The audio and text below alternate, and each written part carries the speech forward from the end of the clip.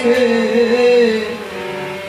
হরি এসেছে আমাদের হরি এসেছে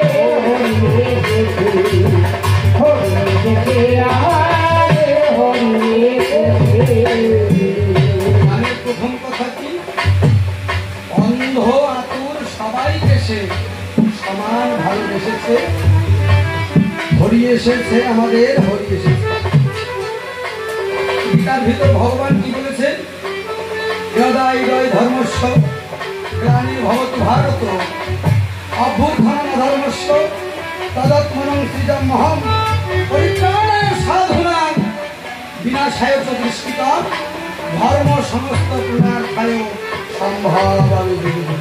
অর্থাৎ যখন যখন ধর্মের গ্লানি হয় এবং অধর্মের প্রাদুর্ভাব হয় মালিন্য সুন্দর করতে বিশ্বখান তখন কিন্তু অবতারে আসেন ভগবান তাই না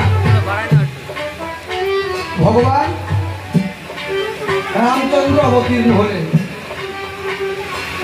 রাবণ কুম্ভকর্ণ সহ একাধিক অসুরদের নিধন করে ধর্মরাজ্য প্রতিষ্ঠা করলেন তাই না ত্রেতা যুগ গেল তারপর যুগে আসলেন কৃষ্ণ ভগবান সেও দন্তবক্র কংস শিশুপাল সহ অগণিত পাপীকে নিধন করলেন তাই না কিন্তু পাপ কি নিধন হলো পাপ নিধন হলো না ভগবান রামচন্দ্র সে পাপীকে নিধন করলেন কিন্তু পাপ রয়ে গেল ভগবান কৃষ্ণচন্দ্র সে পাপীকে নিধন করলেন পাপ রয়ে গেল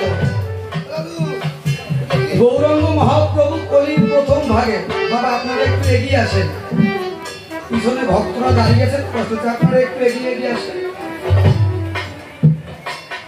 গৌরাঙ্গ মহাপ্রভু এসে নাম দিলেন কিন্তু আমার কাছে বলুন দেখি সবাই কি সেই নাম মেনে নিয়েছিল নাকি চৈতন্য চৈতামৃতে স্পষ্ট লেখা আছে সন্ন্যাসী হইল যবে ছন্ন হল মতি সন্ন্যাসে কি প্রয়োজন মূল প্রেম ভক্তি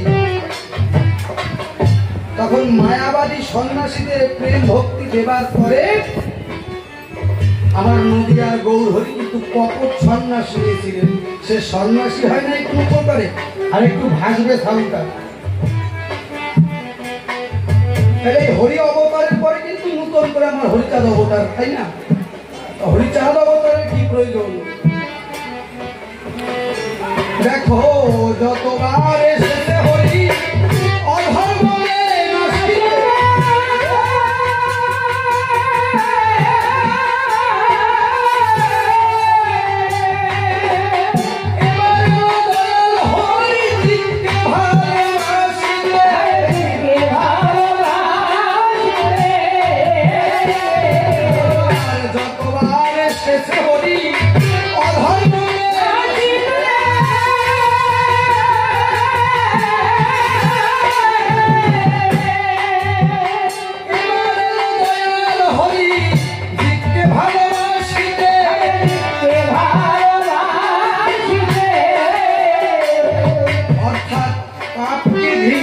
পাপীকে নয় যদি মানুষের মনে পাপ না থাকে তাহলে কিন্তু জগতে আর পাপী সৃষ্টি হবে না কোনো সময় তা ঠাকুর চিন্তা করলেন তাই যুগে যুগে তো পাপীকে বিনাশ করেছি কিন্তু পাপ রয়ে গেছে তাই ঠাকুর চিন্তা করে অন্তরে এবার হরিনাম দিয়ে জগৎকে মাখিয়ে মানুষের মনের কলুষতাকে দূর করবার তরে কিন্তু আমার হরি অবতার ও তাই যতবার এসেছে হরি অধর্মকে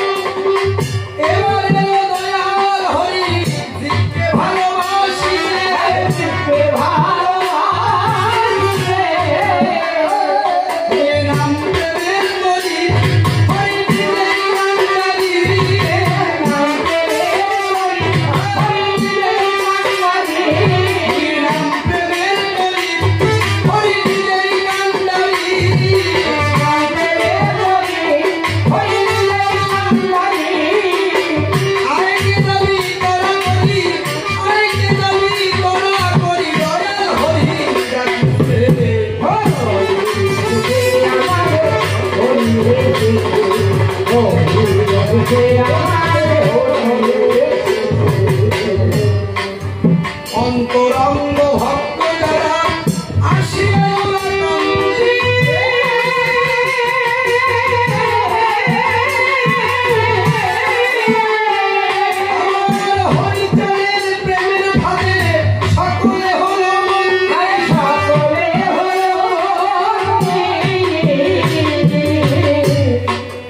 অন্তরঙ্গ ভক্ত যারা আসিয়ায় ওরা কান্দি আমার হরিচাঁদের প্রেমের ফাঁদে সকলে হলো বন্দী। খুলে বলি সভাতলা বিপক্ষের কবি যিনি আমার কবিগুরু রবীন্দ্রনাথ সরকার, নাম ধরেছে আজ স্বপন বালা। মহানন্দ হালদার রূপে আমায় করেছেন রচনা, উপস্থাপনা সুন্দর তাদের বিশ্বের পরে। কি বলবো আপনাদেরকে ধারে ভূমিকায় যাওয়ার আগে গুরু পরিচয় দিয়ে যাই একটু ভিন্ন প্রকারে। বসেছিলেন জ্ঞানীগুণী আমার কবি গানের গুরুজি, বাংলাদেশে তার বাড়ি। কি বলবো আপনাদেরকে বরাবরই বাগেরহাটের ফকিরহাটে তার বাড়ি হয়। এই বছরই গুরুদেবের সঙ্গ ধরে বেশিরভাগ সময়টাই কিন্তু ছিলাম বাংলাদেশের ভিতরে। অনেক জায়গায় অনেকভাবে সে আমাকে দিয়ে হরিকথা বলিয়েছে মহাশয়, কিন্তু আমার কাছে বলুন দেখি আমি ক্ষুদ্র মানুষ, আপনাদের সম্মুখে দাঁড়িয়ে হরিকথা বলবো এমন যোগ্যতা আমার আছে না? এখানে প্রত্যেকটি মানুষ না, কিছু কিছু মানুষ আমাকে ছোটবেলা থেকে দেখেছে। বলবো আপনাদেরকে ধারে আমার 6 বছর বয়স থেকে মানুষ হয়েছে হরসিদ্ধ সাহেব কোলে করে। আমার কাছে বলুন দেখি সেই মহাজন আসরে থাকতে আমি মুখ দিয়ে হরিকথা বের হয় নাকি? তবে তার উপরে দিয়ে ভার কাব্য সিন্ধু অন্তরের একান্ত অভিপ্রায় আপনারা বিন্দু বিন্দু আশীর্বাদ দেবেন আমার মাথায়। মনে আছে ভাবো আপনাদের আশি ছেড়ে ধরে হরিনামকে সম্মান করে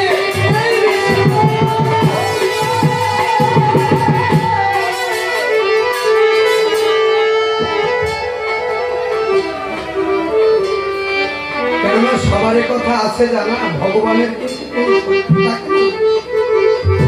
ভগবান বলেছেন কি শাস্ত্রের ভিতরে, মুখং করতি বাচলং পঙ্গুলং হইতে কি যৎ কৃপাতম বন্ধে কর্মানন্দ মাধব। সেই মাধবের কৃপা হলে সে মহান এই মহিতলে থাকে না তার জরা মরার ভয়। এবার ভগবান বলেছে ধরো আমার কত ধরো, আমার হতে আমার ভক্ত বড়, ভক্ত হতে তার চরণ ধুলি বড়। আরো যদি ভক্তের চরণ ধুলি বড় মাথায়, তাহলে আপনাদের চরণ ধুলি মাথায় করে ভার দিয়ে আপনাদের করে কাব্য সিন্ধু পরিবার করে সভাতে দাঁড়ায়। নামটি আমার অমিত সরকার, সে নাম করে পরিহার মহানন্দ হালদারের ভূমিকায় বাঁধতে চাই। আছেন যত সুবিধা সবাই করে বর্ণনা। এখন কিন্তু আর আমি অমিত সরকার নই, কল্পনার পাখায় ভর করে ভুলে বলি আপনাদিকে ধারে আমি এবার মহানন্দ হালদার হই। তবে ভূমিকায় যাবার আগে ভুলে বলি মহানন্দ হালদারের পুরো ভাবি তুমি আমার কথা নিও। শুনেছি তুমি মতুয়া সুজন, মতুয়ার জগতে তুমি একজন মহাজন, আমি অধম। আমি বলে বলি তোমার স্থান কোনোদিন পাই নাই, তোমার দর্শন, তোমার রাতুর চরণ খাদ। তাই তুমি মহানন্দ হালদার আমার কথা নিও। তাকে তুমি জেনেছে এই অধম অমিতকে ভালোবেসে তাকে আমার হৃদয় বসে তোমার কথা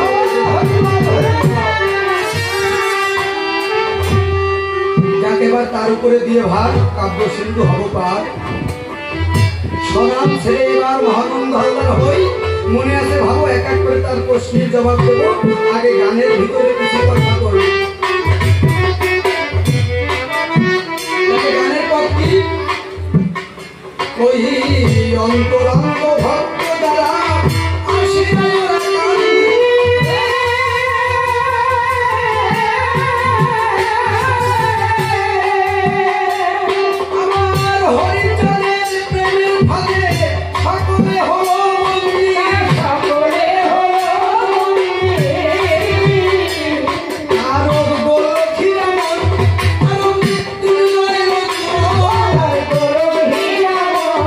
Hey!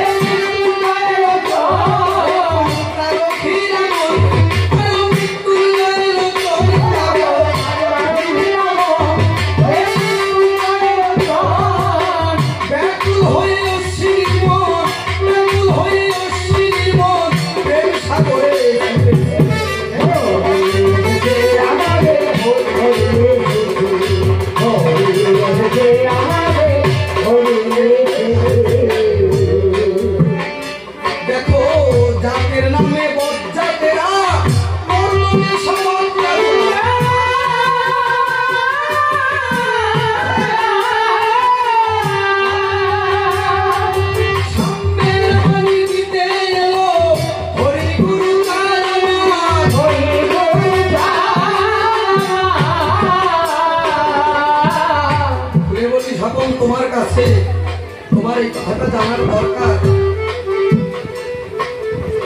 ভগবান শ্রীকৃষ্ণ আসলেন, 18 জন কুরুক্ষেত্রে যুদ্ধ হলো।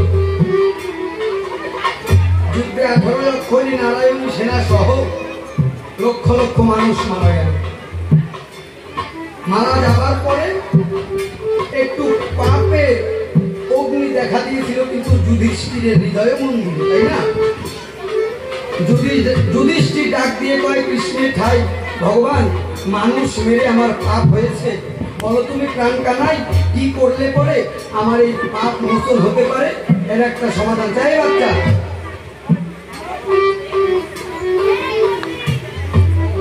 যুধিষ্ঠির ডাক দিয়ে বললো, কৃষ্ণের ঠাই ভগবান, আমার তো মানুষ মেরে পাপ হয়েছে, তা কোন কর্ম করলে পরে আমার পাপ ধৌত হতে পারে? কৃষ্ণ ভগবান ডাক দিয়ে কয়, যুধিষ্ঠিরের ধারে প্রকাশ করে, তাই শোনো যুধিষ্ঠির, বলি তোমার গোচরে, যদি প্রকৃতভাবে বৈষ্ণব সেবা দিতে পারো এই বিশ্বের বাজারে, তোমার সমস্ত পাপ ধুয়ে যাবে। অগণিত বৈষ্ণব এলো, সুন্দরভাবে বৈষ্ণব সেবা হলো। বৈষ্ণব সেবা হওয়ার পরে ওই যে বৈষ্ণব সেবা, বৈষ্ণবেরা যাতে ভোজন করেছে, ওই কলার পাতাগুলো ফেলে রেখেছিল অদূরে। এখন ওই কলার পাতার উপরে এক নকুল, মানে বেজি, একটা বেজি ওর উপরে গড়াগড়ি। এখন ওই দৃশ্য দর্শন করবার পরে ডাক দিয়ে বলো, বেজির ধারে যুধিষ্ঠির রাজন, বল দেখি নকুল, আমার ঠাই এই ভক্তের চরণ ছেড়ে তুই এই কেন এটো পাতার উপর গড়াগড়ি ঘেস, তোর কাছে জানতে চাই। নকুল তখন ডাক দিয়ে বলে যুধিষ্ঠিরের কাছে, ভগবান দেখো আমার লেজের অর্ধেকটা অংশ একটু সোনালী বর্ণের হয়েছে, আপনারা লক্ষ্য করে দেখবেন বেজির লেজের পিছনটাকে একটু সোনালী সোনালী বর্ণের, তাই না?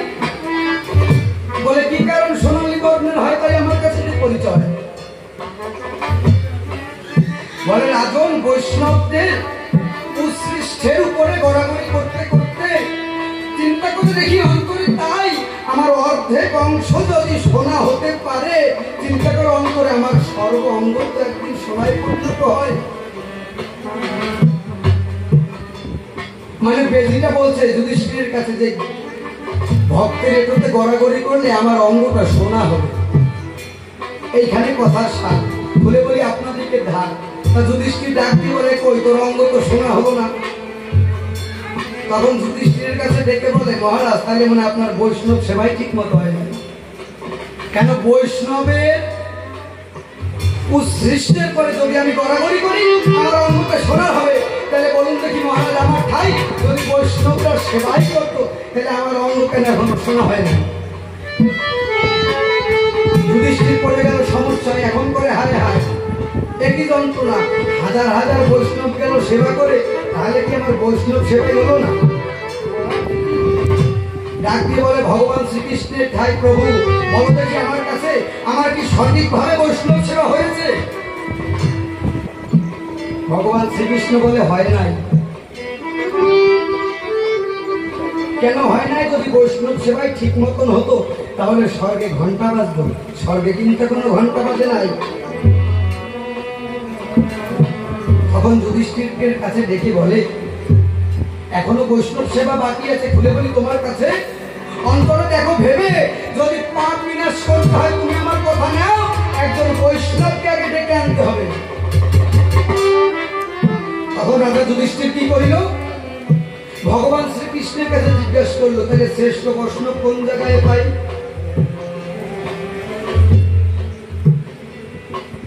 ভগবান শ্রীকৃষ্ণ ডেকে বলে, যুধিষ্ঠির আমার এই কথা শুনে তুমি হবে সুচি, শ্রেষ্ঠ ভক্ত আছে একজন, নাম তার রুহিদাস মুচি। রুহিদাস মুচি নামে একজন মুচি আছে, বলে বলি তোমার কাছে যদি তাকে এনে তার সেবা করাতে পারো, তুমি আমার কথা ধরো, তাইলে তোমার বৈষ্ণব সেবা পরিপূর্ণ হতে পারে। যখন রুহিদাসকে বৈষ্ণব সেবা দিল, স্বর্গে ঢং ঢং করে ঘন্টা বেজেছিল, যুধিষ্ঠিরের বৈষ্ণব সেবা সার্থক হলো। আচ্ছা আমার কাছে বলুন দেখি, এর জন্য মুচি তার বৈষ্ণব হইলেন নাকি? জন্য কি মুচির জাত বৈষ্ণব হয়েছে? এখনো তো মুচি দেখলে বৈষ্ণব বলে প্রণাম দিনা, পাও খান আগাই দিত, পালিশ করে যাবে। তাহলে আমরা ভগবান কৃষ্ণকে মানি কিন্তু তার আদর্শ মানি না।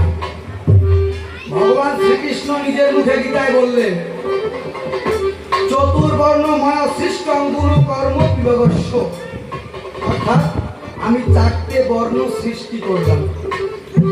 কি অনুপাতে? গুণ আর কর্ম অনুপাতে। কি কি সৃষ্টি করবো? ব্রাহ্মণ, বৈশ্য, ক্ষত্রিয়, শূদ্র। ব্রাহ্মণ, ক্ষত্রিয়, বৈশ্য, শূদ্র, এই হইল লেভেল। তাহলে ভগবান কিন্তু মুচি রুহিদাসকে বৈষ্ণব বানালো, ওর জন্য কিন্তু মুচির জাত বৈষ্ণব হয়। কি বলবো আপনাদেরকে, ঠাই কত বড় ধর্ম, বড় বড় আমাদের ভিতরে এখনো কাজ করে, শুনে যান সবাই।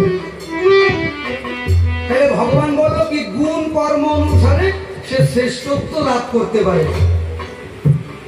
তাহলে গুণ কর্ম অনুসারে পরিচয় আগে দিয়ে গেছে। রুহিদাস মুচি তারে বৈষ্ণব বানাইছে।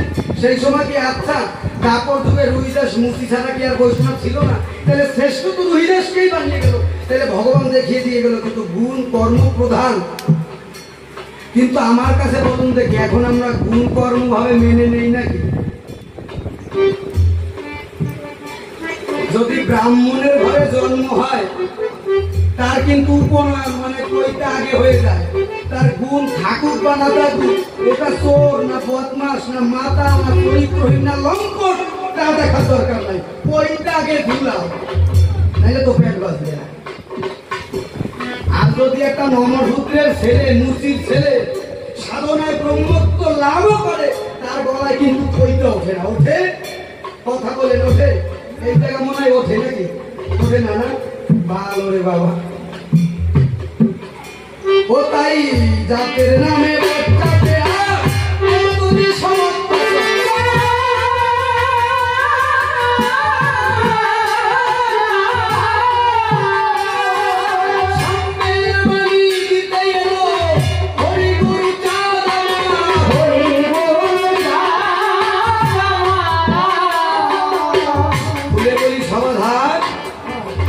ঠাকুর হরিচাঁদ আমার এক স্বতন্ত্র অবতার। তিনি কোন জাতাজাতির বিরুদ্ধে ছিলেন না। প্রশ্ন করে গেছে সকল আমার পুরো ভাগে। প্রশ্ন করলো দেখি রেগে রেগে যে হরিচাঁদ নতুন কি দিল। তবে একটা গল্প মনে পড়ে গেছে, একটু কব নাকি? ওই প্রশ্ন শুনেই আমার দাঁড়া কইনি, প্রশ্ন শুনেই আমার রাগ হয়েছে, বুঝলেন? মানে প্রশ্ন করবে আবার বিরুদ্ধ কথাও কবে, আবার গান গাইছে, আমি কোন পথে যাবো বলো? ভালো ভালো বাবা, বাচ্চা থাকো, স্বপন তোমার ধারে বংশে বৃদ্ধি পাক, বংশে বাতি দিতে তোমার মতো একটা কানা বলাও যাবে, আমার মতো একটা থাকি হবে। এক গ্রামে এক বিধবা হয়েছে, বুঝলেন? এক বাল্য বিধবা, মানে বিয়ে করার পরে বছরও পারে নাই ঘুরে, মানে বছরও ঘুরতে পারে নাই, ওর ভিতরে ওর স্বামী মরে গেছে। তাহলে এক বিধবার মনে অল্প বয়সে বাল্য বিধবা হয়, বছর না ঘুরতে ঘুরতে তার স্বামী মারা যায়। এখন গুরুদেব বাড়ি আসছে, গুরুদেব ওই নাইটার বাবার কাছে ডাকতে বলে, শোন ওরে আর বিয়ে দিয়ে দিস না, অল্প বয়সে বিধবা হয়েছে তো, ওর একটু শাস্ত্র গ্রন্থ পড়া, একটু শাস্ত্র পাঠ করা, যাতে ওর মনের কলুষতাগুলো দূরে যায়। এখন জীবিতদের শাস্ত্র ওই মহাভারত দিছে, মহাভারত দিছে পড়বিত পর ওই দ্রৌপদীর পঞ্চস্বামী ওই জায়গা দিয়ে পড়া আরম্ভ করছে। দেখে যে দ্রৌপদীর পঞ্চস্বামী শাস্ত্রের ভিতরে অর্জুন, যুধিষ্ঠির, ভীম, সহদেব, নকুল, 5 জন স্বামী। যদি দ্রৌপদী পায় তাহলে আমার তো একটা মরে গেছে, এখনো 4টে বাকি আছে। তাহলে মনে আছে, ভাবো আমি ডাইরেক্ট বিয়ে না করে একটু উপপতির খোঁজ করবো। উপপতি কারে কয় বোঝেন তো? বলছি আপনারা উপপতি কারে কয় বোঝেন না? আরে গোদা বাংলায় তারা নাম কয়, ভালো কথা বোঝে না, তা ওই উপপতি পাতাইছে, বুঝলেন? এখন উপপতি পাতায় উপপতির সঙ্গ করে। এখন উপপতির সঙ্গ করতে কয়েকদিনের ভিতর তো একটু স্বাস্থ্য ভালো হয়েছে, মনে ঢাক দেখা দিচ্ছে। হ্যাঁ, ওর বাবা কয়ে তোর তো স্বামী মরে গেছে, তো এ বাদালি কোন জায়গা দিয়ে? তো কয় বাবা আমার দোষ না। কার দোষ? কয় বাবা শাস্ত্র পড়লি যাওয়ায় আমার তাই হয়েছে। মানে দ্রৌপদীর পঞ্চস্বামী, আমার তো একটা মরে গেছে, আরো 4টে বাকি আছে, আমি ডাইরেক্ট বিয়ে খরচার ভিতরে যাইনি, একটু উপপতি ধরে কাজ চালাই। বাবা কয় ভালো ভালো, তা শাস্ত্র পড়া ভালো, ওইরকম শাস্ত্র পড়ে ওই করা ভালো না। শাস্ত্রে তুমি এত পড়েছো, তা হরিগুরু চাকরি করছো, ওই পড়ো নাই, ও সকল ভালো। হ্যাঁ, তুমি যদিও আমার শিষ্যপুত্র, মানে আমার দাঁড়িয়ে থেকে ওই শেখছো পড়ে গিয়েছে, তাই দেখেন আজকে স্বপন বালার গুরুর জোর বেশি ভূমিকায় দে না মহানন্দ হালদারের ভূমিকায় দে, তার গুরুর জোর বেশি আজকে প্রমাণ হয়েছে। তাহলে জাতের নামে বজ্জাতেরা করতো যে সব অত্যাচার, সামনের বাণী দিতে এলো হরিগুরু যাত্রামার।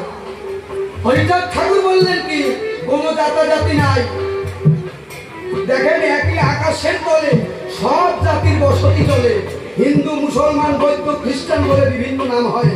আমার কাছে বলুন দেখি, আল্লাহ হরি গড ভগবান রাম কৃষ্ণ বল হরিচাঁদ এরা কোনোদিন মারামারি করেছে নাকি?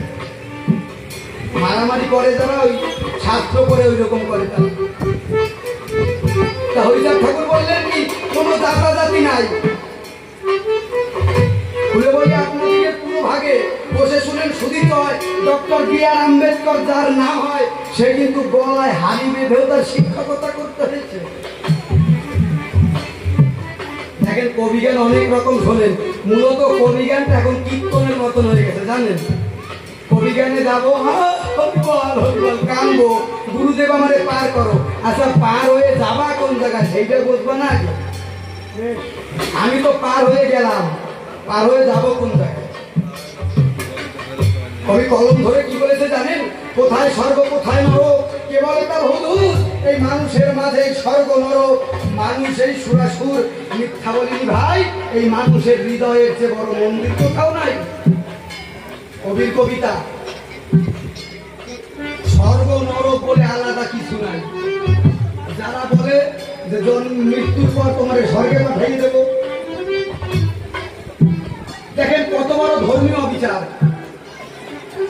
ব্রাহ্মণের গুণ থাকলে সে প্রকৃত ব্রাহ্মণ, তার চরণের প্রণাম জানাই, যার ভিতর ব্রাহ্মণের গুণ আছে। যে প্রকৃত বৈষ্ণব তার চরণেও প্রণাম জানাই।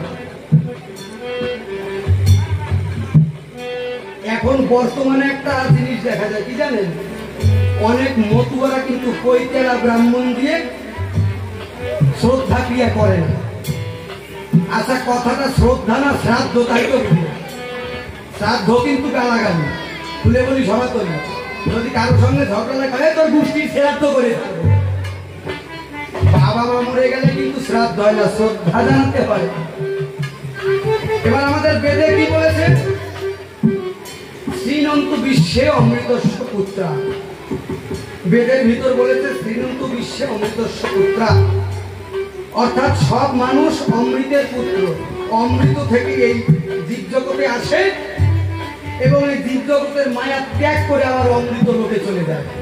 আচ্ছা স্বপন, তুমি তো একটু আজকে অন্য পক্ষে দাঁড়িয়েছো, সবার পক্ষে, তা আমি তোমার কাছে প্রশ্ন করে যাই, এই যদি বেদের বাণী হয়, তুমি তো এটাও মনে হয় লক্ষ্য করেছো, তাহলে এই যে পৈতারা ব্রাহ্মণ যারা মরার 10 দিন পরে মন্ত্র দিয়ে কোন আত্মারে স্বর্গে পাঠায়, কারো যদি জবাব দিয়ে দেবে বাপের বেটার মতো।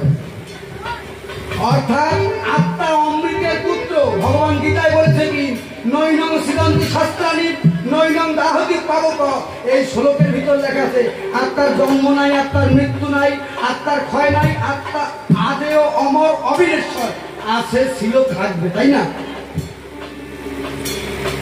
আবার বলেছে কি বাসাংশী জীর্ণানি যথা বিহার নবানি গৃহ্ণাতি তথা নরহ পরাণী। এই শ্লোকের ভিতর আছে বসন পুরাতন হলে মানুষ তাহা পরিত্যাগ করে যেমন নতুন বস্ত্র পরে, ওই রকম আত্মা দেহটা যারা জীর্ণ হলে পরে নতুন একটা দেহ ধরে, তাই না? গীতার ভিতর লেখা আছে। তা বলুন দেখি আমার কাছে মানুষ মরে যাওয়ার পর কোন আত্মার শ্রাদ্ধ করে? এর কিন্তু কোনো জবাব নেই। স্বপন পারো যদি জবাব দিয়ে ঠাকুর গুরুচার ঠাকুর চিন্তা তাই এই সব বর্বরতার পক্ষে আমরা নাই। মানুষকে স্বকর্মের প্রতি হবার মন্ত্র দিলেন। হরিচাঁদ ঠাকুরকে বললেন কি, হাতে কাজ করো, মুখে নাম করো।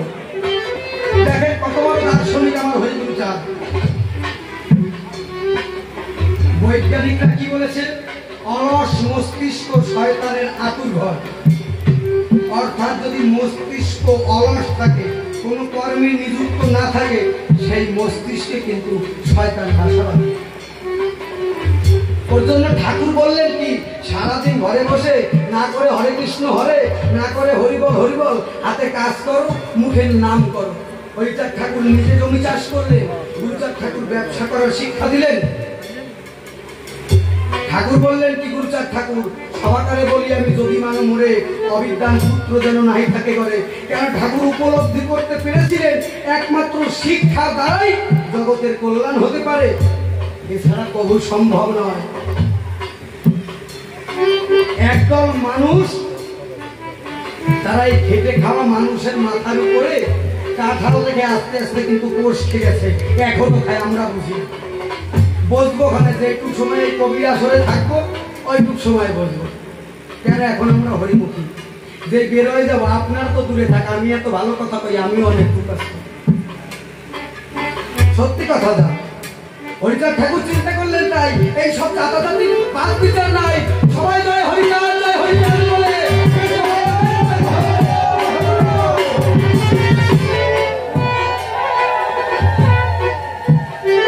ঠাকুর বললেন তাই কোনো জাতাজাতির বালাই নাই। তিন করে মিয়া মুসলমানের ছেলে খাই পেল, কিন্তু আমার হরিচাঁদের চরণ চলে। রসিক সরকার কায়েস্তের ছেলে, সেও কিন্তু এসেছে মতুয়ার দলে। জগদীশ চক্রবর্তী, তারে জগদীশ গুছাই কয়, ব্রাহ্মণের ছেলে, সেও এসেছে মতুয়ার দলে। সমস্ত জাতি ধর্মের গণ্ডি ভেঙে ঠাকুর আমার একটা পরিশুদ্ধ মত সৃষ্টি করলেন। তাই তো কবির গান, দেখো জাতের নামে বজ্জাতেরা করতো যে সব অত্যাচার।